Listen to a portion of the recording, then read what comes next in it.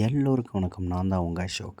இப்போ நம்ம எங்கே இருக்கோம் அப்படின்னா, ஒட்டன்சத்திரம் பக்கத்தில் ஒட்டன்சத்திரம் வந்துடுங்க. ஒட்டன்சத்திரம் ரூட்டு வந்தீங்க அப்படின்னா, ஒட்டன்சத்திரம் வந்துட்டு ஸ்ரீ ராமாபுரம் அப்படின்ற ஊருக்கு வந்துட்டு அங்கேருந்து ரெட்டியார் சத்திரம்ன்ற ரோட்டை பிடிங்க.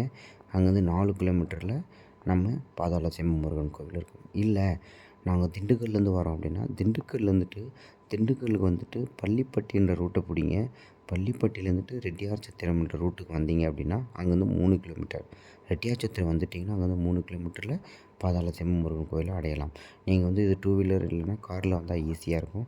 பஸ்ஸில் வந்தீங்கன்னா பஸ் ரூட் பார்த்துட்டு அங்கே வந்துட்டு ஆட்டோ பிடிச்சிட்டு கூட வரலாம். ஆட்டோ வசதியும் இருக்குது. ரோடு வந்துட்டு 1 வே ரோடு நல்லாயிருக்கும். ஒன்றும் இஷ்யூ இல்லை. கார்கள் 2 வீலர் போயிட்டு வந்துட்டு தான் இருக்குது. ஒரு கிராமத்து ரோடு வசதி நல்லாயிருக்கு. பஸ் ஃபெசிலிட்டிஸும் இருக்குது. கண்டிப்பாக பார்க்க வேண்டிய இடம். கோவிலுக்கு வந்ததுக்கப்புறம் இங்கே பக்கத்தில் ஒரு கருப்புசாமி கோவில் இருப்பார்.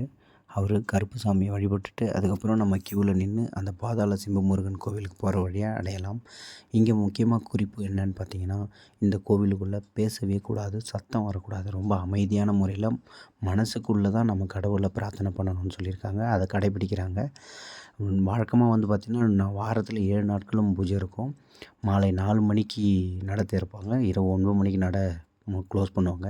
அது மட்டும் இல்லாமல் இந்த கோவிலுக்கு வரும்போது அந்த கருங்காலி மாலைன்னு சொல்லுவாங்க, அங்கே விற்பாங்க. கருங்காலி மாலை ரூ. 1000, 500, 2000 அந்த மாதிரி 2 மாலைகள் வாங்கணும். ஒரு மாலைகள் முருகருக்கு வச்சுட்டு இன்னொரு மாலையை நமக்கு தருவாங்க. அந்த மாலையை நம்ம அணிஞ்சிட்டா நமக்கு நல்லா நடக்கணும் ஒரு ஐதீகம். எல்லோரும் வழிபட்டுட்டு போகிறாங்க. நல்ல ஒரு அழகான கோவில். அங்கே உள்ள கருவறையில் இருக்கிற செம்பு முருகரை பார்த்திங்கன்னா சிரிச்ச முகத்தோடு இருப்பார். ரொம்ப அழகாக இருப்பாங்க சிலை. கண்டிப்பாக குடும்பத்தோடு வாங்க. கண்டிப்பாக முருகர் தரிசனம் பெறுங்க. நன்றி. தொடரும் எங்கள் சிவபயணம்.